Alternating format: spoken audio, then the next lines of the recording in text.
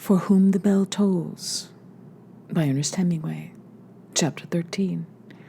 They were walking through the heather of the mountain meadow, and Robert Jordan felt the brushing of the heather against his legs, felt the weight of his pistol in its holster against his thigh, felt the sun on his head, felt the breeze from the snow of the mountain peaks cool on his back, and in his hand. He felt the girl's hand firm and strong, the fingers locked in his. From it, from the palm of her hand against the palm of his, from their fingers locked together, and from her wrist across his wrist, something came from her hand, her fingers and her wrist to his, that was as fresh as the first light air that, moving toward you over the sea, barely wrinkles the glassy surface of a calm as light as a feather, moved across one's lips, or a leaf falling where there is no breeze, so light that it could be felt with the touch of their fingers alone, but that was so strengthened, so intensified, and made so urgent, so aching, and so strong by the hard pressure of their fingers and the close-pressed palm and wrist that it was as though a current moved up his arm and filled his whole body with an aching hollowness of wanting.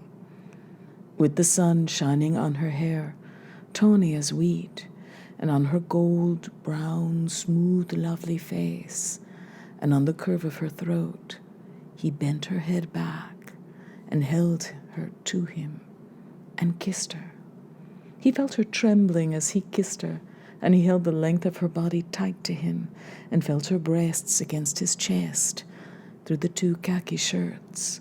He felt them small and firm, and he reached and undid the buttons on her shirt and bent and kissed her, and she stood shivering, holding her head back, his arm behind her. Then she dropped her chin to his head, and then he felt her hands holding his head and rocking it against her. He straightened, and with his two arms around her, held her so tightly that she was lifted off the ground, tight against him, and he felt her trembling, and then her lips were on his throat. And then he put her down and said, "Maria, oh my Maria." Then he said, "Where should we go?" She did not say anything, but slipped her hand inside of his shirt, and he felt her undoing the shirt buttons, and she said, "You too? I want to kiss too." "No, little rabbit." Yes, yes, everything as you." "Nay, that is an impossibility." "Well then, oh then, oh then, oh." Then there was the smell of heather crushed, and the roughness of the bent stalks under her head, and the sun bright on her closed eyes, and all his life he would remember the curve of her throat, with her head pushed back into the heather roots, and her lips that moved smallly and by themselves, and the fluttering of the lashes on the eyes tight closed against the sun and against everything. And for her everything was red, orange, gold red from the sun on the closed eyes. And it was all that color, all of it, the filling, the possessing, the having, all of that color, all in a blindness of that color. For him, it was a dark passage which led to nowhere, then to nowhere, then again to nowhere, once again to nowhere, always and forever to nowhere, heavy on the elbows in the earth to nowhere, dark, never any end to nowhere, hung on all time, always to unknowing nowhere, this time and again for always to nowhere, now not to be born once again, always and to nowhere, now beyond all bearing, up, and into nowhere, suddenly, scaldingly, holdingly, all nowhere gone, and time absolutely still. And they were both there, time having stopped, and he felt the earth move out and away from under them. Then He was lying on his side, his head deep in the heather, smelling it, and the smell of the roots and the earth and the sun came through it, and it was scratchy on his bare shoulders and along his flanks, and the girl was lying opposite him, with her eyes still shut, and then she opened them and smiled at him, and he said very tiredly, and from a great but friendly distance, "Hello, Rabbit." And she smiled, and from no distance says, "Hello, my Inglés." "I'm not an Inglés," he said very lazily. "Oh, yes, you are," she said. "You are my Inglés," and reached and took hold of both his ears and kissed him on the forehead. "There," she said. "How is that? Do I kiss thee better?" Then they were walking along the stream together, and he said, "Maria, I love thee, and thou art so lovely and so wonderful and so beautiful, and it does such things to me to be with thee that I feel as though I wanted to die when I'm loving thee." "Oh," she said, "I die each time. Do you not die?" "No, almost, but did thee feel the earth move?" "Yes, as I died. Put thy arm around me, please." "No, I have thy hand. Thy hand is enough." He looked at her, and across the meadow where a hawk was hunting, and the big afternoon clouds were coming now over the mountains. "And is it not thus for thee with others?" Maria asked him. They now walking hand in hand. "No, truly." "Thou hast loved many others?" "Some, but not as thee." "And it was not thus, truly?" "It was a pleasure, but it was not thus." "And then the earth moved. The earth never moved before?" "Nay, truly, never." "Ay," she said, "and these we have for one day." He said nothing. "But we have had it now at least," Maria said. "And do you like me too? Do I please thee? I will look better later." "Thou art very beautiful now." "Nay," she said, "but stroke thy hand across my head." He did that, feeling her cropped hair soft and flattening, and then rising between his fingers, and he put both hands on her head and turned her face up to his and kissed her.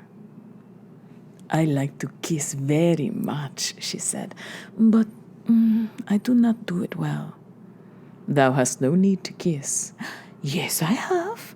If I am to be thy woman, I shall please thee in all ways." "You please me enough.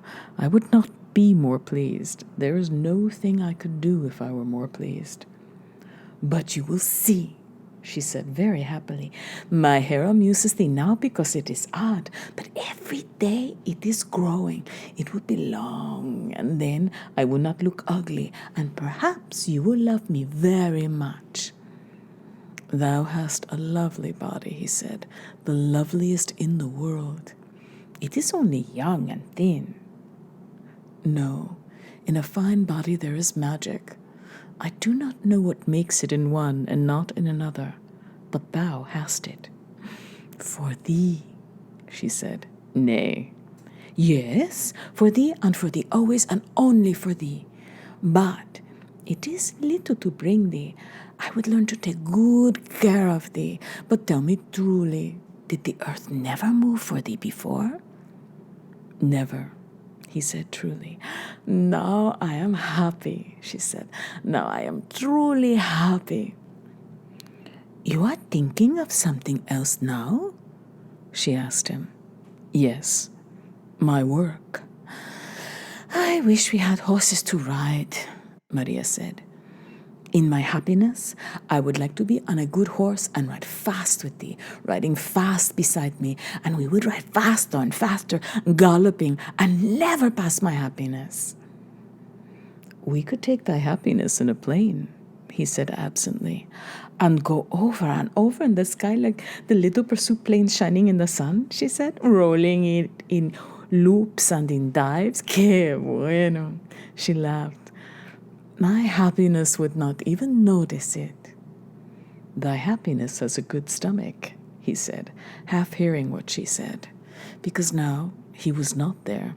He was walking beside her, but his mind was thinking of the problem on the bridge now, and it was all clear and hard and sharp, as when a camera lens is brought into focus. He saw the two posts, and Anselmo, and the gypsy watching. He saw the road empty, and he saw movement on it.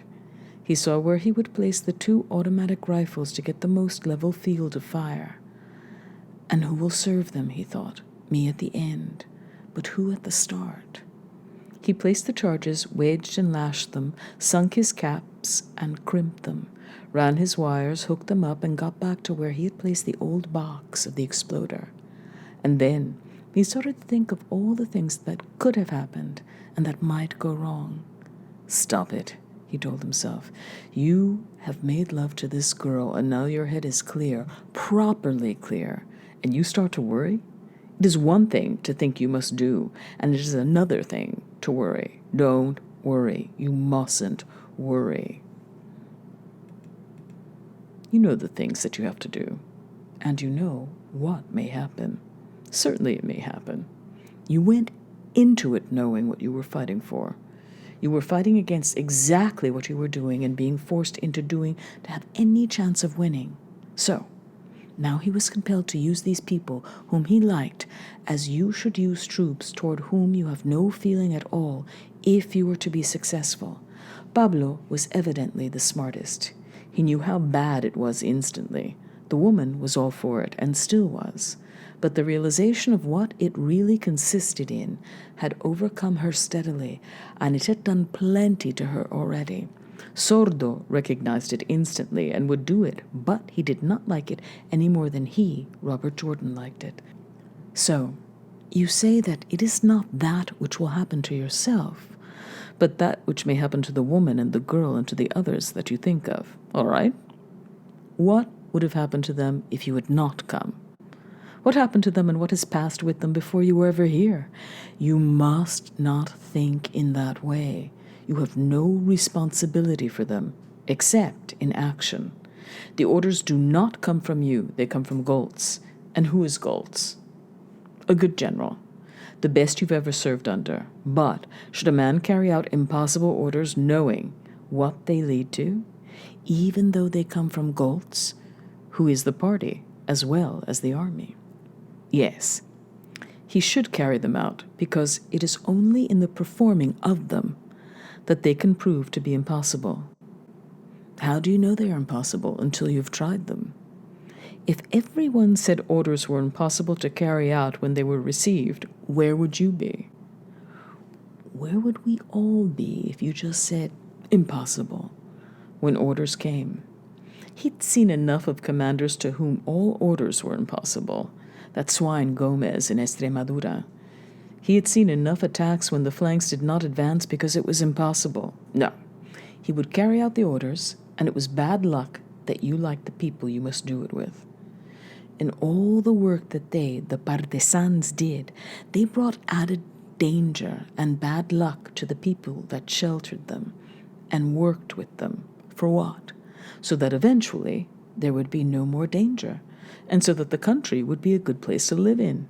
That was true no matter how trite it sounded.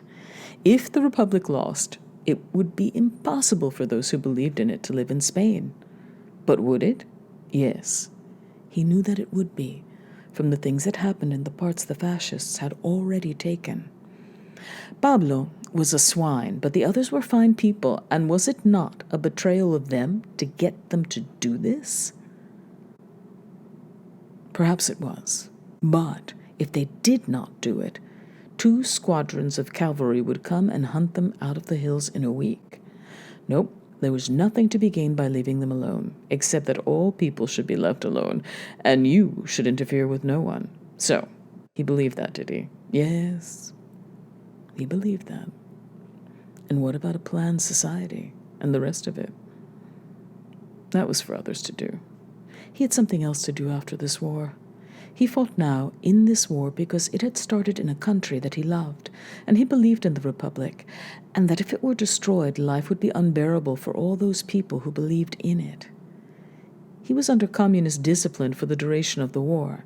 Here in Spain, the communists offered the best discipline and the soundest and sanest for the prosecution of the war. He accepted their discipline for the duration of the war because, in the conduct of the war, they were the only party whose program and whose discipline he could respect. What were his politics then? He had none. Now, he told himself. But do not tell anyone else that, he thought. Don't ever admit that. And what are you going to do afterwards? I'm going back and earn my living teaching Spanish, as before. And I'm going to write a true book. I'll bet, he said. I'll bet that will be easy. He would have to talk to Pablo about politics.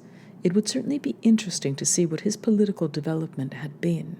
The classical move from left to right, probably, like old Leroux.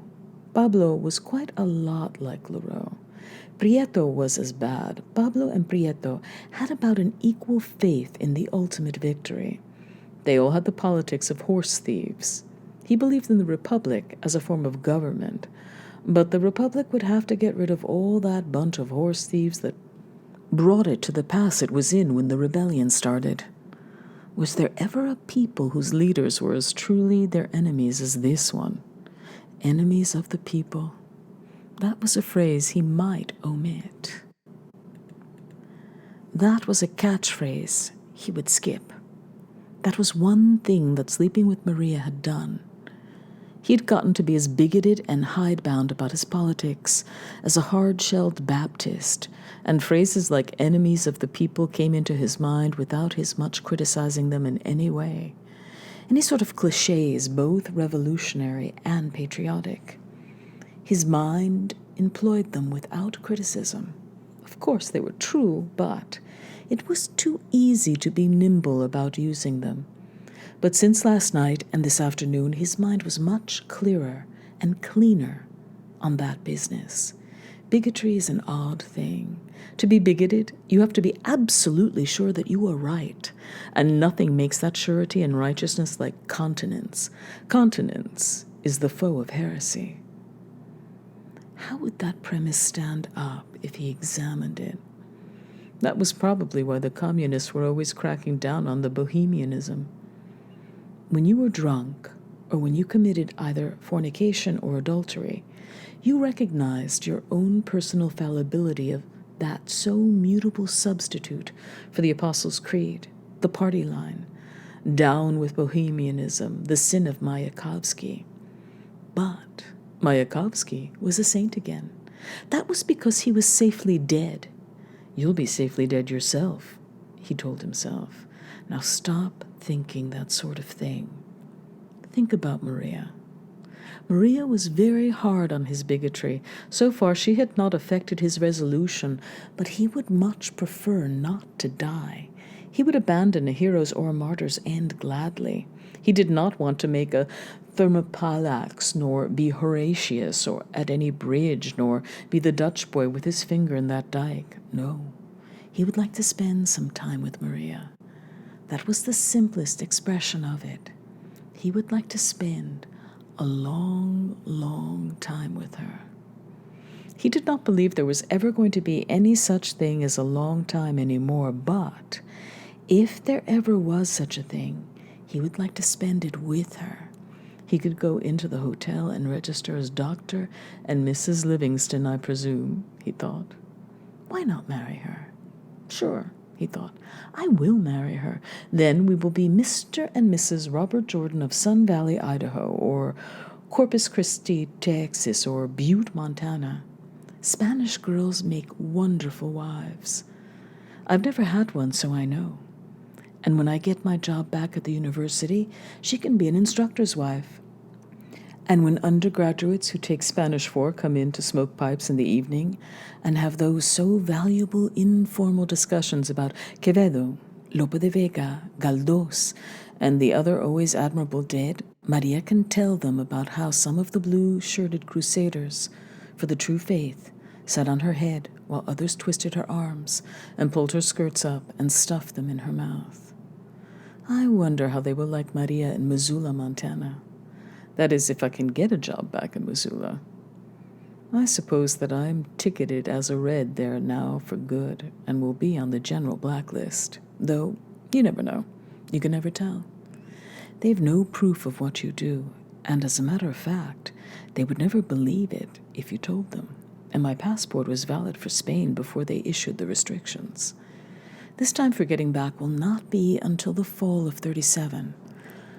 I left in the summer of 36, and though the leave is for a year, you do not need to be back until the fall term opens in the following year. There is a lot of time between now and the fall term. There's a lot of time between now and day after tomorrow, if you want to put it that way. No, I think there's no need to worry about the university. Just you turn up there in the fall, and it will be all right. Just try and turn up there. But it has been a strange life for a long time now. Damned if it hasn't. Spain was your work and your job, so being in Spain was natural and sound. You had worked summers on engineering projects and in the Forest Service building roads and in the park and learned to handle powder, so the demolition was a sound and normal job too. Always a little hasty, but sound. Once you accept the idea of demolition as a problem, it is only a problem. But there was plenty that was not so good that went with it, although God knows you took it easily enough. There was the constant attempt to approximate the conditions of successful assassination that accompanied the demolition. Did big words make it more defensible? Did they make killing any more palatable? You took to it a little too readily, if you ask me, he told himself.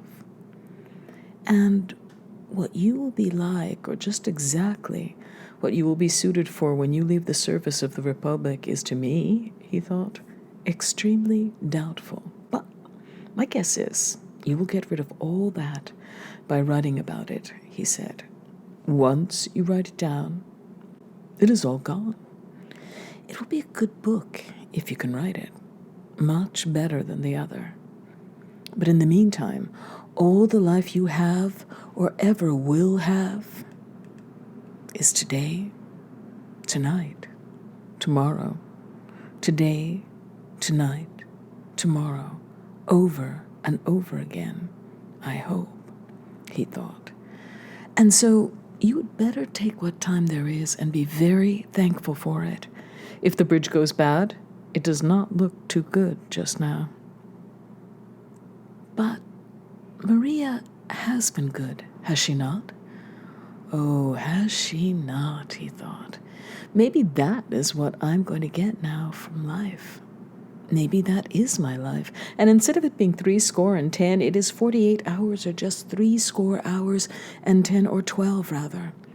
24 hours in a day would be 12 for the 3 full days. I suppose it is possible to live as full a life in 70 hours as in 70 years, granted that your life has been full up to the time that 70 hours start, and that you have reached a certain age. What nonsense, he thought. What rot you get to thinking by yourself. That is really nonsense. And maybe it isn't nonsense too. Well, we will see. The last time I slept with a girl was in Madrid. And except for some lying and pretending I did to myself as to identity, while things were going on, it was the same or something less. So, I am no romantic glorifier of the Spanish woman, nor did I ever think of a casual peace as anything other than a casual peace in any country. But when I'm with Maria, I love her so that I feel literally as though I would die. And I never believed in that nor thought that it could happen. So if your life trades its 70 years for 70 hours, I have that value now, and I am lucky enough to know it. And if there is not any such thing as a long time, nor the rest of your lives, nor from now on, but there is only now, why then now is the thing to praise. And I am very happy with it. Now, ahora, mantenad, ut, now. It has a funny sound to be a whole world and your life. Esta noche, tonight, ce soir, ut t'append. Life and wife, vie et mari. No, it didn't work out. The French turned it into husband. There was now and Frau, but that did not prove anything either. Take dead, mort, muerto, tot. Tot was the deadest of all. War, guerre, guerra, and Krieg. Krieg was the most like war. Or was it? Or was it only that he knew German the least well? Sweetheart, chérie, Brenda, and Schatz. He would trade them all for Maria. There was a name. Well, they would all be doing it together, and it would not be long now. It certainly looked worse all the time. It was just something that you could not bring off in the morning. In an impossible situation, you hang on until night to get away. You try to last out until night to get back in. You're all right, maybe, if you can stick it out until dark and then get in. So what? If you start this sticking it out at daylight, what about that? And that poor bloody sordo abandoning his pidgin Spanish to explain it to him so carefully, as though he had not thought about that whenever he had done any particularly bad thinking ever since Goltz had first mentioned it. As though he had not been living that, like a lump of undigested dough in the pit of his stomach, ever since the night before last. What a business. You go along your whole life, and they seem as though they mean something, and they always end up not meaning anything. There was never any of what this is. You think that is one thing that you will never have, and then, on a lousy show like this, coordinating 2 chicken crut guerrilla bands to help you blow a bridge under impossible conditions, to abort a counter-offensive that will probably already be started, you run into a girl like this Maria. Sure, that is what you would do. You ran into her rather late. That was all. So, a woman like Pilar practically pushed this girl into your sleeping bag. And what happens? Yes, what happens? What happens? You tell me what happens, please. Yes, that is just what happens. That is exactly what happens. Don't lie to yourself about Pilar pushing her into your sleeping robe and trying to make it nothing or to make it lousy. You were gone when you first saw her. When she first opened her mouth and spoke to you, it was there already, and you know it. Since you have it, and you never thought you would have it, there is no sense of throwing dirt at it. When you know what it is, and you know it came the first time you looked at her, as she came out bent over carrying that iron cooking platter, it hit you then, and you know it. And so, why lie about it? You went all strange inside every time you looked at her and every time she looked at you, so why don't you admit it? All right, I'll admit it. And as for Pilar pushing her onto you, all Pilar did was be an intelligent woman. She had taken good care of the girl, and she saw what was coming the minute the girl came back into the cave with the cooking dish. So she made things easier. She made things easier so there was last night and this afternoon. She is a damned sight more civilized than you are, and she knows what time is all about. Yes, he said to himself, I think we can admit that she has certain notions about the value of time.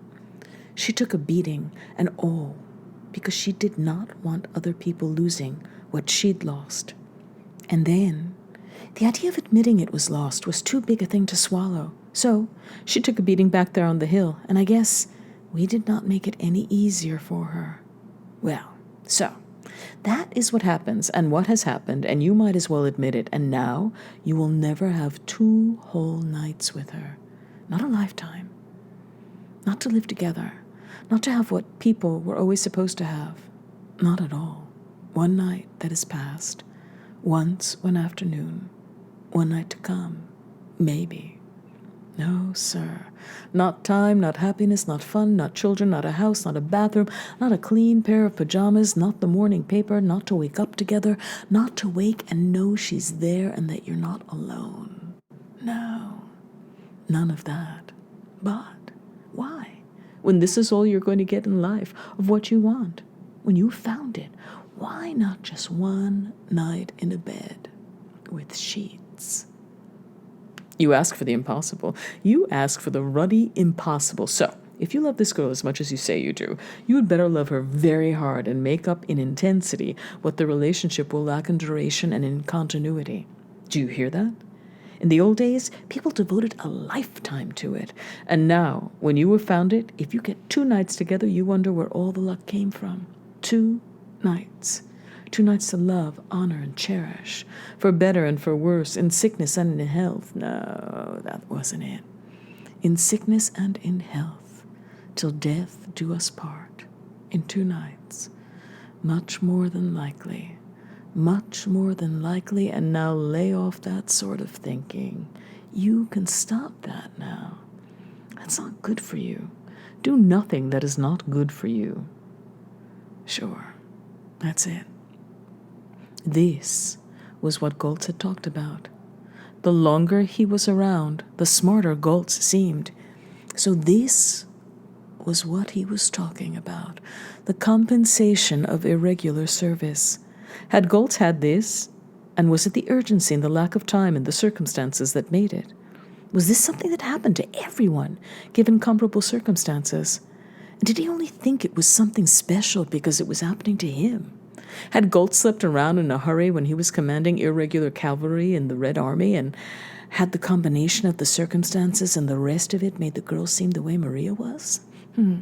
Probably Goltz knew all about this too, and wanted to make the point that you must make your whole life in the 2 nights that are given to you, that living as we do now, you must concentrate all of that which you should always have into the short time that you can have it.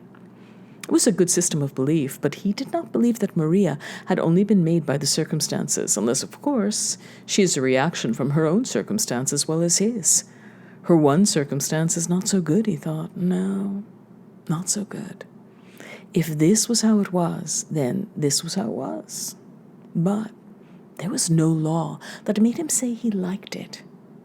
I did not know that I could ever feel what I have felt, he thought. Not that this could happen to me. I would like to have it for my whole life. You will, the other part of him said. You will. You have it now, and that is all your whole life is. Now. There's nothing else than now. There is neither yesterday, certainly, nor is there any tomorrow. How old must you be before you know that?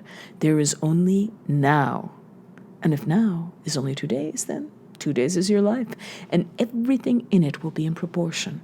This is how you live a life in 2 days. And if you stop complaining and asking for what you never will get, you will have a good life.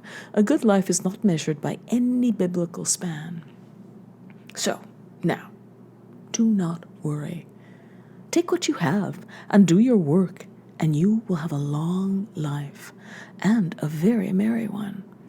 Hasn't it been merry lately? What are you complaining about? That's the thing about this sort of work, he told himself, and was very pleased with the thought. It isn't so much what you learn as it is the people you meet. He was pleased then because he was joking, and he came back to the girl. I love you, Rabbit, he said to the girl. What was it you were saying? I was saying, she told him, that you must not worry about your work because I will not bother you nor interfere. If there's anything I can do, you will tell me. There's nothing, he said. It is really very simple. I will learn from Pilar what I should do to take care of a man well, and those things I will do, Maria said. Then, as I learn, I will discover things for myself and other things you can tell me. There is nothing to do. Kiva, man, there is nothing. Thy sleeping robe this morning should have been shaken and aired and hung somewhere in the sun.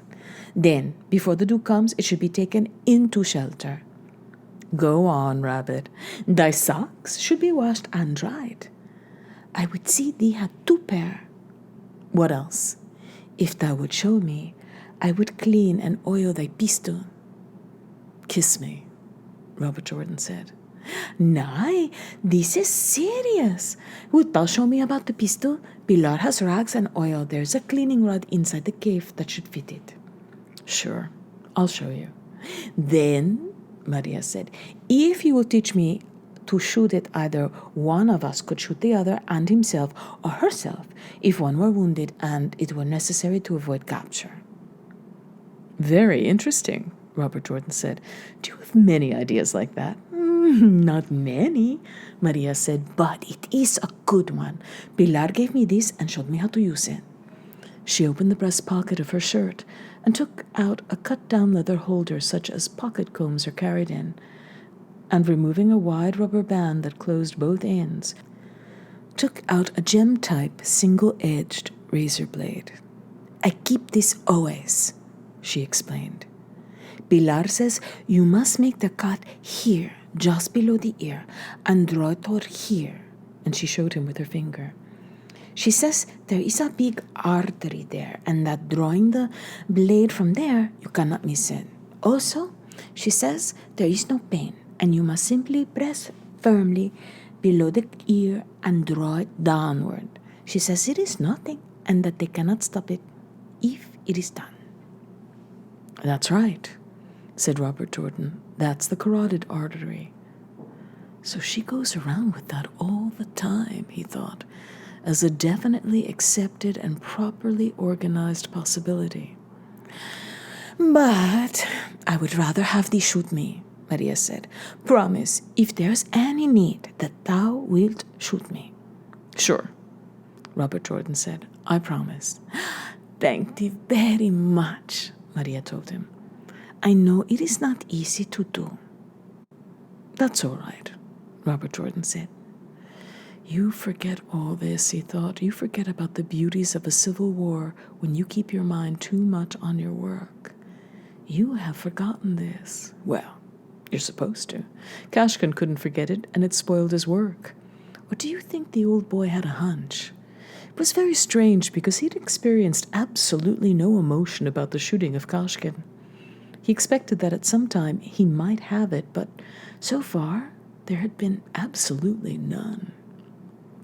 But there are other things I can do for thee, Maria told him, walking close behind him, now very seriously and womanly. Besides shoot me? Yes, I can roll cigarettes for thee when thou hast no more of those with tubes. Pilar has taught me to roll them very well, tight and neat and not spilling. Excellent, said Robert Jordan. Do you lick them yourself? Yes, the girl said, and when thou art wounded, I will care for thee and dress thy wound and wash thee and feed thee. Maybe I won't be wounded, Robert Jordan said. Then, when you are sick, I will care for thee and make thee soups and clean thee and do all for thee, and I will read to thee. Maybe I won't get sick. Then I will bring thee coffee in the morning when thou wakest. Maybe I don't like coffee, Robert Jordan told her. Nay, but you do, the girl said happily. This morning you took 2 cups. Suppose I get tired of coffee, and there's no need to shoot me. And I'm neither wounded nor sick, and I give up smoking, and have only 1 pair of socks, and hang up my robe myself. What then, Rabbit? He patted her on the back. What then? Then, said Maria, I will borrow the scissors of Pilar and cut thy hair.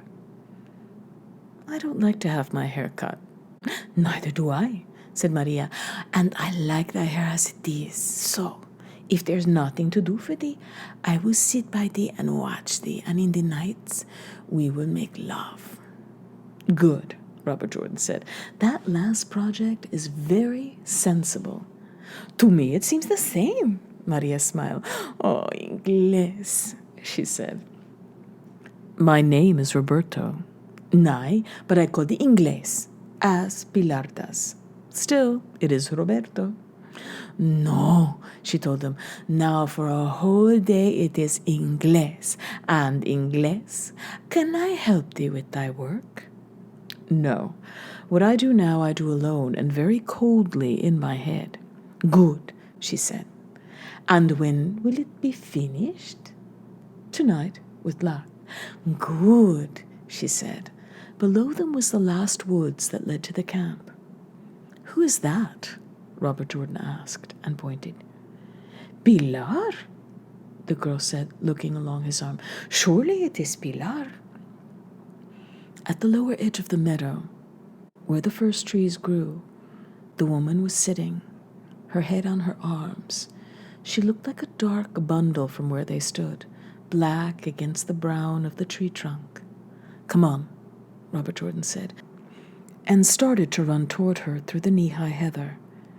It was heavy and hard to run in, and when he had run a little way, he slowed and walked. He could see the woman's head was on her folded arms, and she looked broad and black against the tree trunk. He came up to her and said, Pilar! Sharply. The woman raised her head and looked up at him. Oh, she said, you have terminated already? Art thou ill? He asked, and bent down by her. Que va, she said, I was asleep. Pilar, Maria, who had come up, said and kneeled down by her. How are you? Are you all right? I'm magnificent, Pilar said, but she did not get up. She looked at the two of them. Well, Inglés, she said, you have been doing manly tricks again? You are all right? Robert Jordan asked, ignoring the words. Why not? I slept. Did you? No. Well, Pilar said to the girl, it seemed to agree with you. Maria blushed and said nothing. Leave her alone, Robert Jordan said. No one spoke today, Pilar told him. Maria, she said, and her voice was hard. The girl did not look up. Maria, the woman said again. I said it seems to agree with thee. Oh, leave her alone, Robert Jordan said again. Shut up, you, Pilar said without looking at him. Listen, Maria, tell me one thing. No, Maria said, and shook her head. Maria, Pilar said, and her voice was as hard as her face, and there was nothing friendly in her face. Tell me one thing of thy own volition. The girl shook her head. Robert Jordan was thinking, if I did not have to work with this woman and her drunken man and her chicken crut outfit, I would slap her so hard across the face that... Go ahead and tell me, Pilar said to the girl. No, Maria said, no. Leave her alone, Robert Jordan said, and his voice did not sound like his own voice. I'll slap her anyway, and the hell with it, he thought. Pilar did not even speak to him. It was not like a snake charming a bird, nor a cat with a bird. There was nothing predatory, nor was there anything perverted about it. There was a spreading, though, as a cobra's hood spreads. He could feel this. He could feel the menace of the spreading, but the spreading was a domination, not of evil, but of searching. I wish I did not see this, Robert Jordan thought, but it is not a business for slapping. Maria, Pilar said, I will not touch thee. Tell me now of thy own volition. De tu propia voluntad. The words were in Spanish. The girl shook her head. Maria, Pilar said, now, and of thy own volition. You hear me? Anything at all. No, the girl said softly. No, no. Now you would tell me, Pilar told her, anything at all. You will see. Now you would tell me. The earth moved, Maria said, not looking at the woman. Truly, it was a thing I cannot tell thee. So, Pilar said, and her voice was warm and friendly, and there was no compulsion in it. But Robert Jordan noticed there were small drops of perspiration on her forehead and her lips. So there was that. So that was it. It is true, Maria said, and bit her lip. Of course it is true, Pilar said kindly, but do not tell it to your own people, for they will never believe you. You have no Cali blood, Ingles? She got to her feet, Robert Jordan helping her up. No, he said, not that I know of. Nor hasta Maria that she knows of. Pilar said, Pues, es muy raro. It is very strange. But it happened, Pilar, Maria said. ¿Cómo no, hija? Pilar said, Why not, daughter? When I was young, the earth moved so that you could feel it all shift in space and were afraid it would go out from under you. It happened every night. You lie, Maria said. Yes, Pilar said, I lie. It never moves more than 3 times in a lifetime. Did it really move? Yes, the girl said, truly. For you, Ingles? Pilar looked at Robert Jordan. Don't lie. Yes, he said. Truly. Good, said Pilar. Good. That is something. What do you mean about the 3 times? Maria asked. Why do you say that? 3 times, said Pilar. Now you've had one. Only 3 times? For most people, never. Pilar told her. You are sure it moved? One could have fallen off, Maria said. I guessed it moved then. Pilar said, Come then, and let us get to camp. What's this nonsense about 3 times? Robert Jordan said to the big woman as they walked through the pines together. Nonsense! She looked at him wryly. Don't talk to me of nonsense, little English. Is it a wizardry, like the palms of the hands? Nay, it is common and proven with Gitanos. But we are not Gitanos. Nay, but you have a little luck. Non-gypsies can have a little luck sometimes. You mean it truly, about the 3 times? She looked at him again oddly. Leave me, Ingles, she said. Don't molest me. You're too young for me to speak to. But Pilar, Maria said. Shut up, Pilar told her. You have 1, and there are 2 more in the world for thee. And you? Robert Jordan asked her. 2, said Pilar, and put up 2 fingers. 2, and there will never be a 3rd. Why not? Maria asked. Oh, shut up, Pilar said. Shut up. Boozness of thy age bore me. Why not a 3rd? Robert Jordan asked. Oh, shut up, will you? Pilar said. Shut up. All right, Robert Jordan said to himself. Only I am not having any. I've known a lot of gypsies, and they are strange enough. But so are we. The difference is, we have to make an honest living. Nobody knows what tribes we came from, nor what our tribal inheritance is, nor what the mysteries were in the woods where the people lived that we came from. All we know is that we do not know. We know nothing about what happens to us in the nights. When it happens in the day, though, it is something. Whatever happened, happened, and now this woman not only has to make the girl say it when she did not want to, but she has to take it over and make it her own. She has to make it into a gypsy thing. I thought she took a beating up the hill, but she was certainly dominating just now back here. If it had been evil, she should have been shot, but it wasn't evil. It was only wanting to keep her hold on life, to keep it through Maria. When you get through this war, you might take up the study of women, he said to himself. You could start with Pilar. She has put in a pretty complicated day, if you ask me. She never brought in the gypsy stuff before, except the hand, he thought. Yes, of course, the hand. And I don't think she was faking about the hand. She wouldn't tell me what she saw, of course. Whatever she saw, she believed in herself, but that proves nothing. Listen, Pilar, he said to the woman. Pilar looked at him and smiled. What is it? She asked. Don't be so mysterious, Robert Jordan said. These mysteries tire me very much.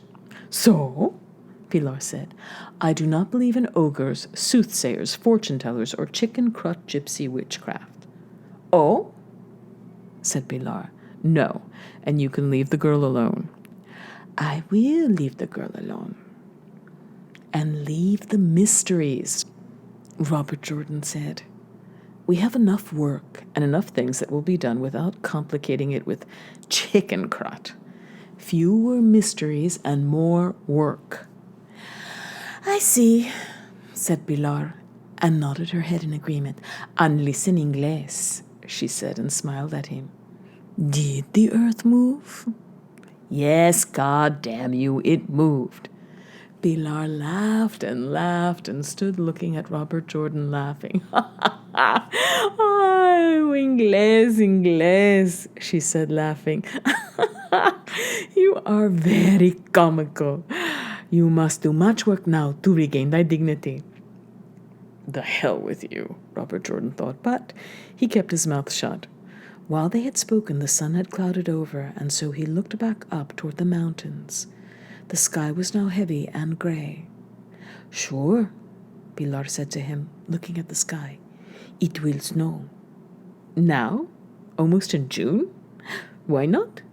These mountains do not know the names of the months. We are in the moon of May. It can't be snow, he said. It can't be snow. Just the same, Inglés, she said to him. It will snow. Robert Jordan looked up at the thick gray of the sky with the sun gone, faintly yellow, and now, as he watched, gone completely, and the gray becoming uniform so that it was soft and heavy, the gray now cutting off the tops of the mountains. Yes, he said, I guess you are right.